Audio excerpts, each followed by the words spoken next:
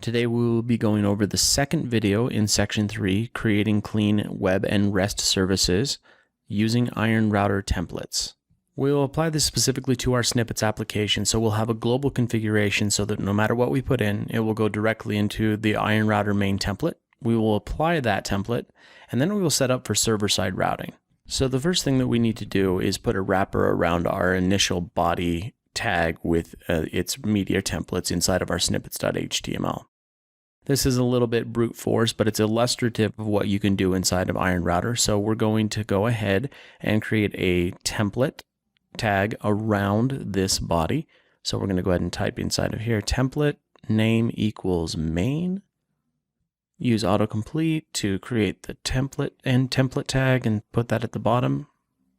There we go. So now we've got a wrapper around our main body tag, and we have our template declarations inside of there, toolbar and snippets, and we are ready to tell Iron Router to use this as the main template. So we're going to go into our client.js file, and inside of client.js, we need to create a router.configure, and when we do a router.configure, this will configure it for everything, for the global configuration. And if we specify inside of here layout template, and we go ahead and put the name of that template inside of there, that's it. That's all that we need to do in order for it to be configured properly.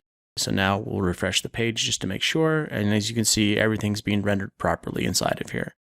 And since we've set it to all endpoints to point to this, it really doesn't matter what we put in here. So if we put in whatever we put in there, it's going to render that template. We're now going to do something similar on the server side for a specific API. So we want to create a file structure for this. So we're going to create an API folder. Okay, name that API, and then we'll create a rest.js file inside of there. So let's go ahead and click new file, rest.js, there we go.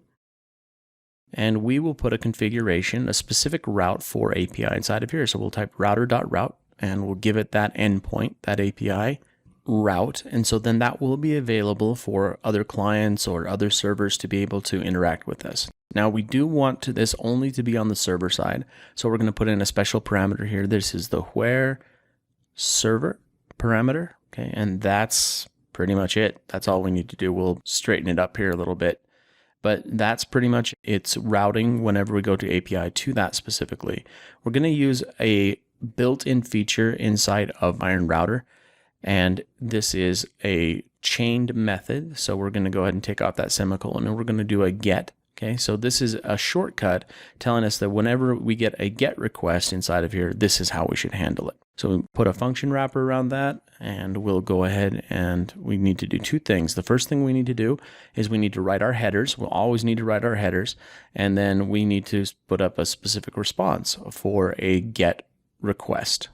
In the spirit of not repeating ourselves, we're going to go ahead and just put a function call inside of here, and we need to pass in this, which is the request and the response, because we need to have that specific context. And now let's go ahead and send a response for get. We don't want to support get just because we're going to focus on post, so we're just going to put a simple message, get is not supported, sorry. All right, let's go ahead and write that headers function now. So we'll do function write headers, and we'll add in that self. That's the same thing as the this. In this particular response. Now we're going to actually just copy and paste this over instead of typing it out, but we will go over each individual line item. So we've got the self.response status code equals 200. And this is just to let all the clients know that everything's copacetic, that you did actually, in fact, get to the right place. So that's the self response status code equals 200. Pretty standard stuff there. Next is the content type. We want to be able to let the clients know that it's application JSON is the content type. Then we've got some information surrounding access control. This is mostly for security purposes, but it's pretty standard headered stuff. So you've got your allow origin, you've got your access control allow headers for origin, X requested with, content type, and accept. And as mentioned, we'll be using that a lot, so it's good to have it all in one place instead of typing it out every time. Okay, so now when we come here into our API endpoint, you can see get is not supported. All right, so we are properly processing that message from a GET request, which is the standard request that comes inside when you enter this inside of a browser. Now, any other endpoint is going to resolve to that global configuration template that we put in there before. So we are safe on the server side using API, and Iron Router on the client side is handling everything else. So we're doing that specifically through a router.route, a specific API route, and then the get function chain to handle any kind of requests that come in over get. All right, so we went over a global configuration, how to have everything default to a specific template, to a main template. We applied that main template to the body of our application, and we set up our initial server-side routing using a specific endpoint. We'll get more in depth in that in our next video, creating REST endpoints. Okay, we'll go over specifically post, put, and delete. This will round out our REST API so that we can use it by another client. Thanks for tuning in. We'll see you in the next video.